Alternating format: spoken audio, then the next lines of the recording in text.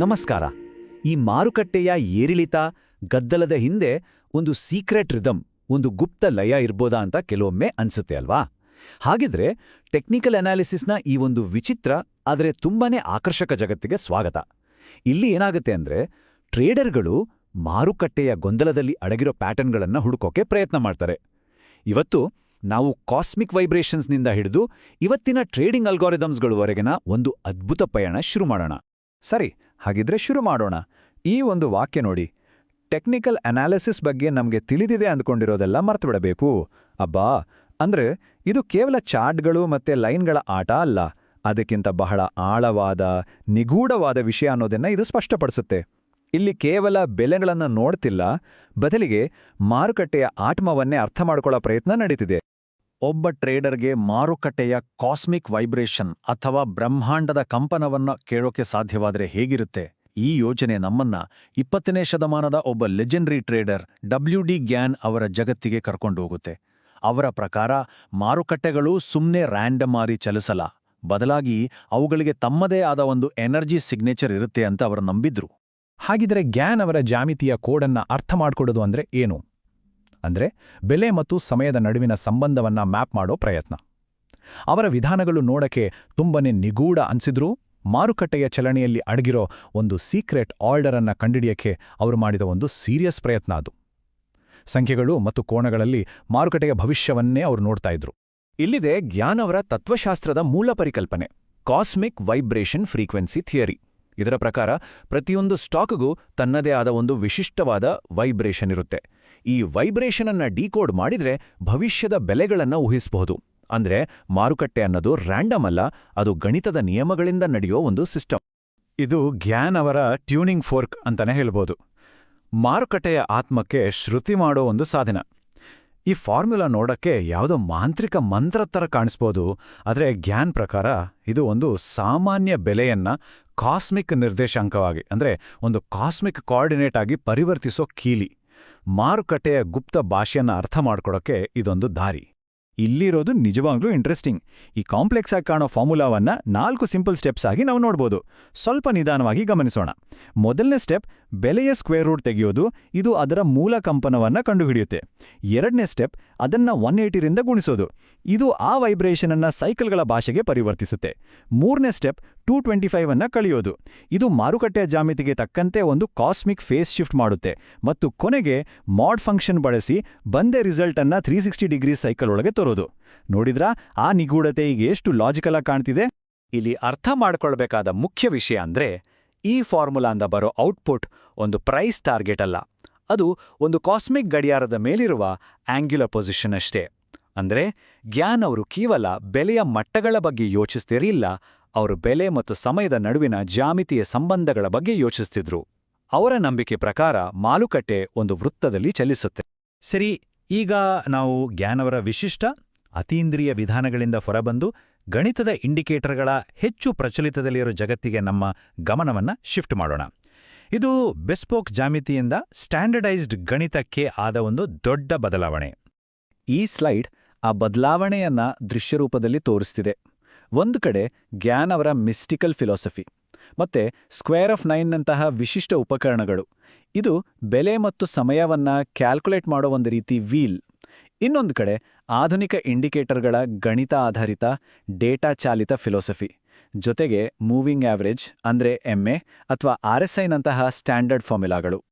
Cosmic ವೈಬ್ರೇಷನ್ಗಳನ್ನ ಹುಡುಕೋ ಬದಲು ಇವತ್ತಿನ ಅನಲಿಸ್ಟ್ಗಳು ಮೊಮೆಂಟಮ್ನಂತಹ ವಿಷಯಗಳನ್ನ ಅಳಿತಾರೆ. ಇದನ್ನ ಮಾರುಕಟ್ಟೆ ಅನ್ನೋ ಒಂದು ಕಾರಿನ ಸ್ಪೀಡೋಮೀಟರ್ಗೆ ಹೋಲಿಸ್ಬೋದು. ಅದು ಎಷ್ಟು ಸ್ಪೀಡಾಗಿ ಹೋಗ್ತಿದೆ ಮತ್ತೆ ಆ ಸ್ಪೀಡ್ ಜಾಸ್ತಿ ಆಗ್ತಿದ್ಯಾ ಅಥವಾ ಕಡಿಮೆ ಆಗ್ತಿದ್ಯಾ ಅಂತ ಹೇಳುತ್ತೆ. ರಿಲೇಟಿವ್ ಸ್ಟ್ರೆಂತ್ ಇಂಡಿಕೇಟರ್ ಅಂದ್ರೆ RSIನಂಥ ಇಂಡಿಕೇಟರ್ಗಳು ಮಾಡೋದು ಇದೇ ಕೆಲಸವನ್ನ. ಈಗ ಈ ಗಣಿತದ ಟೂಲ್ಗಳನ್ನ ಇನ್ನಷ್ಟು ಸ್ಮಾರ್ಟ್ ಮಾಡೋದು ಹೇಗೆ? ಉತ್ತರ ಸರಳ, ಹೆಚ್ಚು ಡೇಟಾವನ್ನ ಸೇರಿಸೋದು. ನಿರ್ದಿಷ್ಟವಾಗಿ ಹೇಳೋದಾದ್ರೆ ವಾಲ್ಯೂಮ್ ಅಥವಾ ವಹಿವಾಟಿನ ಪ್ರಮಾಣದ ಶಕ್ತಿಯನ್ನ ನೋಡೋಣ. ವಾಲ್ಯೂಮ್ ವೇಟೆಡ್ ಮೂವಿಂಗ್ ಆವರೇಜ್ ಅಂದ್ರೆ VWMA ಅನ್ನ ಪರಿಚಯಿಸೋಣ. ಇದು ಒಂದು ಮೂವಿಂಗ್ ಆವರೇಜ್. ಇದರಲ್ಲಿ ಯಾವ ದಿನ ಜಾಸ್ತಿ ಟ್ರೇಡಿಂಗ್ ವಾಲ್ಯೂಮ್ ಇರುತ್ತೋ ಆ ದಿನಕ್ಕೆ ಹೆಚ್ಚಿನ ಪ್ರಾಮುಖ್ಯತೆ ಕೊಡಲಾಗುತ್ತೆ. ಇದರ ಹಿಂದಿನ ಲಾಜಿಕ್ ತುಂಬಾನೇ ಸಿಂಪಲ್. ಯಾವ ಬೆಲೆಯ ಚಲನೆಗೆ ಹೆಚ್ಚಿನ ವಾಲ್ಯೂಮ್ನ ಸಪೋರ್ಟ್ ಇರುತ್ತೋ ಅದು ಹೆಚ್ಚು ಮುಖ್ಯ, ಯಾಕಂದ್ರೆ ಅದು ಮಾರುಕಟ್ಟೆಯ ದೃಢ ನಂಬಿಕೆಯನ್ನ ತೋರಿಸುತ್ತೆ. ಇದು ಕೇವಲ ಒಂದು ಥಿಯರಿಯಲ್ಲ, ಚೀನಾದ ಎ ಶೇರ್ ಮಾರುಕಟ್ಟೆಯ ಒಂದು ಅಧ್ಯಯನ ಇದನ್ನ ಸಾಬೀತು ಮಾಡಿದೆ. ಈ ಚಾರ್ಟ್ ಸ್ಪಷ್ಟವಾಗಿ ತೋರಿಸ್ತಿದೆ WMA ತಂತ್ರಗಳು ಅಂದ್ರೆ ಇಲ್ಲಿ ನೀಲಿ ಬಾರ್ಗಳಲ್ಲಿರೋದು ಸ್ಟ್ಯಾಂಡರ್ಡ್ ಮೂವಿಂಗ್ ಆವರೇಜ್ ತಂತ್ರಗಳಿಗಿಂತ ಹೆಚ್ಚು ಲಾಭದಾಯಕ ಸ್ಟಾಕ್ಸ್ಗಳನ್ನು ಗುರುತಿಸಿವೆ. ಪ್ರಾಫಿಟಬಲ್ ಸ್ಟಾಕ್ಸ್ ವಿಭಾಗದಲ್ಲಿ ನೀಲಿ ಬಾರ್ ಎದ್ದು ಕಾಣ್ತಿದೆ. ಆ ಅಧ್ಯಯನದಲ್ಲಿ WMA ತಂತ್ರಗಳು ಸ್ಟ್ಯಾಂಡರ್ಡ್ MA ತಂತ್ರಗಳಿಗಿಂತ ಸರಾಸರಿ 8.99% ಹೆಚ್ಚು ಪ್ರಾಫಿಟ್ ಮಾರ್ಜಿನ್ ಕೊಟ್ಟಿವೆ, ಅಂದ್ರೆ ಸುಮಾರು 9% ಹೆಚ್ಚು. ಈ ಸಂಖ್ಯೆ ವಾಲ್ಯೂಮನ್ನ ಸೇರಿಸೋದ್ರಿಂದ ಆಗೋ ಪ್ರಯೋಜನವನ್ನ ಸ್ಪಷ್ಟವಾಗಿ ತೋರಿಸುತ್ತೆ. ಇದೇನು ಸಣ್ಣ ಬದಲಾವಣೆ ಅಲ್ಲ. ಇದೇ ಗಣಿತೀಯ ದೃಷ್ಟಿಕೋನ ಇವತ್ತಿನ ಕಾಂಪ್ಲೆಕ್ಸ್ ಕಂಪ್ಯೂಟರ್ ಚಾಲಿತ ಟ್ರೇಡಿಂಗ್ ಸಿಸ್ಟಮ್ಗಳಿಗೆ ದಾರಿ ಮಾಡಿಕೊಟ್ಟಿದೆ. ಉದಾಹರಣೆಗೆ ಸೂಪರ್ ಟ್ರೆಂಡ್ ನಂತಹ ತಂತ್ರಗಳು ಇವು ಟ್ರೆಂಡಿನ ದಿಕ್ಕನ್ನು ತೋರಿಸ್ತವೆ, ಸಿಗ್ನಲ್ನ ಕ್ವಾಲಿಟಿಯನ್ನು ಇಂಪ್ರೂವ್ ಮಾಡೋಕ್ಕೆ ಫಿಲ್ಟರ್ಗಳಾಗಿ ಅನೇಕ ಇಂಡಿಕೇಟರ್ಗಳನ್ನು ಬಳಸ್ತವೆ. ಇಷ್ಟೆಲ್ಲ ಕಾಂಪ್ಲೆಕ್ಸ್ ವಿಧಾನಗಳನ್ನ ನೋಡಿದ್ಮೇಲೆ ಈಗ ಎಲ್ಲ ಸೀರಿಯಸ್ ಟ್ರೇಡರ್ಗಳಿಗೆ ಅನ್ವಯವಾಗೂ ಒಂದು ಮೂಲಭೂತ ಎಲ್ಲರನ್ನೂ ಒಂದುಗೂಡಿಸೋ ಕಾನ್ಸೆಪ್ಟ್ಗೆ ವಾಪಸ್ ಬರೋಣ. ಇದು ವೃತ್ತಿಪರರ ಗೋಲ್ಡನ್ ರೂಲ್. ಇದನ್ನ ರಿವಾರ್ಡ್ ಟು ರಿಸ್ಕ್ ರೇಷಿಯೋ ಅಂತ ಕರೀತಾರೆ. ಇದೊಂದು ಸಿಂಪಲ್ ಲೆಕ್ಕಾಚಾರ. ಒಂದು ಟ್ರೇಡ್ನಿಂದ ಎಷ್ಟು ಲಾಭ ಬರಬಹುದು ಅನ್ನೋದನ್ನ ಅದರಿಂದ ಆಗ್ಬೋದಾದ ನಷ್ಟಕ್ಕೆ ಹೋಲಿಸುತ್ತೆ. ಈ ರೇಷಿಯೋ ಒಂದು ಬೆಟ್ ಕಟ್ಟೋಕೆ ಯೋಗ್ಯನಾ ಅಲ್ವಾ ಅಂತ ನಿರ್ಧರಿಸೋಕೆ ಸಹಾಯ ಮಾಡುತ್ತೆ. ಪ್ರೊಫೆಷನಲ್ ಟ್ರೇಡಿಂಗ್ ಅನ್ನ ಜೂಜಿನಿಂದ ಬೇರ್ಪಡಿಸೋ ಅತ್ಯಗತ್ಯ ರಿಸ್ಕ್ ಮ್ಯಾನೇಜ್ಮೆಂಟ್ ಟೂಲ್ ಇದು. ಈ ಸ್ಲೈಡು ಇದನ್ನ ತುಂಬಾನೇ ಚೆನ್ನಾಗಿ ವಿವರಿಸುತ್ತೆ. ಒಂದು ಉದಾಹರಣೆ ನೋಡೋಣ. 3:1ಕ್ಕೆ ರಿವಾರ್ಡ್ ಟು ರಿಸ್ಕ್ ಅನುಪಾತ ಬಳಸಿದ್ರೆ ಏನಾಗ್ಬೋದು ಅಂತ. 10 ಟ್ರೇಡ್ಗಳಲ್ಲಿ 6 ಟ್ರೇಡ್ ಸೋತ್ರೂ ಸಹ, ಅಂದ್ರೆ ಪ್ರತಿ ಸೋಲಿಗೆ $400 ನಷ್ಟ, ಮತ್ತು ಕೇವಲ 4 ಟ್ರೇಡ್ ಗೆದ್ರೆ ಪ್ರತಿ ಗೆಲುವಿಗೆ $1,200 ಲಾಭ. ಹೀಗಾದಾಗ್ಲೂ ಒಟ್ಟಾರೆಯಾಗಿ ಲಾಭದಲ್ಲೇ ಇರಲು ಸಾಧ್ಯ. ಯಾಕಂದ್ರೆ ಗೆಲುವಿನ ಮೊತ್ತ ಅಂದ್ರೆ $4,800, ಸೋಲಿನ ಮೊತ್ತ $2,400ಗಿಂತ ಜಾಸ್ತಿ ಇರುತ್ತೆ. ಕೊನೆಗುಳಿಯೋದೇನು ಪ್ಲಸ್ $2,400 ಲಾಭ. ಹಾಗಾಗಿ ಅಸಲಿ ವಿಷಯ ಇಷ್ಟೇ, ವೃತ್ತಿಪರರು ಪ್ರತಿ ಬಾರಿಯೂ ಸರಿ ಇರೋದ್ರ ಮೇಲೆ ಹೆಚ್ಚು ಗಮನ ಕೊಡಲ್ಲ, ಬದಲಾಗಿ ತಮ್ಮ ಗೆಲುವುಗಳು ತಮ್ಮ ನಷ್ಟಗಳಿಗಿಂತ ದೊಡ್ಡದಾಗಿರಬೇಕು ಅನ್ನೋದ್ರ ಮೇಲೆ ಹೆಚ್ಚು ಗಮನ ಕೊಡ್ತಾರೆ. ಇದು ಭವಿಷ್ಯ ನುಡಿಯೋ ನಿಖರತೆಗಿಂತ ಶಿಸ್ತುಬದ್ಧ ಹಣಕಾಸು ನಿರ್ವಹಣೆಗೆ ಹೆಚ್ಚು ಪ್ರಾಮುಖ್ಯತೆ ಕೊಡುತ್ತೆ. ಹಾಗಿದ್ರೆ ಟೆಕ್ನಿಕಲ್ ಅನಾಲಿಸಿಸ್ ಅಂದ್ರೆ ನಿಜವಾಗ್ಲೂ ಏನು? ಇದೊಂದು ಕಲೆನಾ, ವಿಜ್ಞಾನನ ಅಥವಾ ಭವಿಷ್ಯವಾಣಿನ? ಈ ಚರ್ಚೆ ಟೆಕ್ನಿಕಲ್ ಅನಾಲಿಸಿಸ್ನ ಹೃದಯ ಭಾಗದಲ್ಲೇ ಇದೆ. ಈಗ ನಮ್ಮ ಈ ವಿಶ್ಲೇಷಣೆಯ ಕೊನೆಗೆ ಬರ್ತಾ ಇದ್ದೀವಿ. ಈ ದೃಶ್ಯ ನಾವು ಇಲ್ಲಿವರೆಗೆ ನೋಡಿದ 2 ಪ್ರಪಂಚಗಳನ್ನ ಒಟ್ಟಿಗೆ ತರುತ್ತೆ.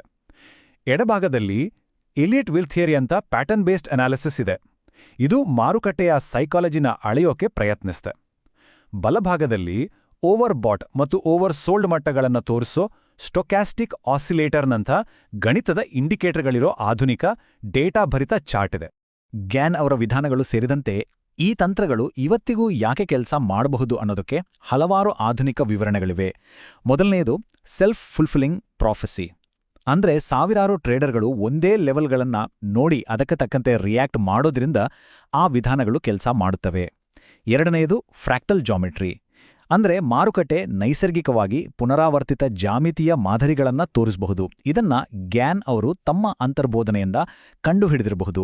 ಮತ್ತು ಮೂರನೆಯದು ಸೈಕಲ್ ರೆಕಗ್ನಿಷನ್, ಅಂದ್ರೆ ಟ್ರೆಂಡ್ಗಳು ಯಾವಾಗ ಮುಗಿಬಹುದು ಮತ್ತು ಹಿಂತಿರುಗಬಹುದು ಅನ್ನೋದನ್ನ ಗುರುತಿಸೋಕೆ ಈ ಸಿಸ್ಟಮ್ಗಳು ಸಹಾಯ ಮಾಡ್ತವೆ. ಕೊನೆಯದಾಗಿ ಈ ಒಂದು ಪ್ರಶ್ನೆ ನಮ್ಮ ಮುಂದೆ ಉಳಿಯುತ್ತೆ.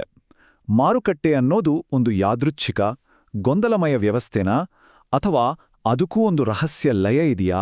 ಎಲ್ಲೋ ಅಡಗಿರೋ, ಕೇಳಲು ಕಾಯ್ತಿರೋ ಒಂದು ಗುಪ್ತ ಸಂಗೀತ ಇದೆಯಾ? ಈ ಪ್ರಶ್ನೆ ಟೆಕ್ನಿಕಲ್ ಅನಾಲಿಸ್ಟ್ಗಳ ಶತಮಾನದ ಹುಡುಕಾಟವನ್ನ ಸಂಕ್ಷಿಪ್ತವಾಗಿ ಹೇಳುತ್ತೆ. ಉತ್ತರ ಏನೇ ಇರಲಿ, ಈ ಹುಡುಕಾಟವು ಮನುಷ್ಯನ ಕ್ರಮಬದ್ಧತೆ ಮತ್ತು ಅರ್ಥಕ್ಕಾಗಿರೋ ಆಳವಾದ ಬಯಕೆಯನ್ನ ತೋರಿಸುತ್ತೆ. ಯೋಚಿಸ್ತೀರಿ.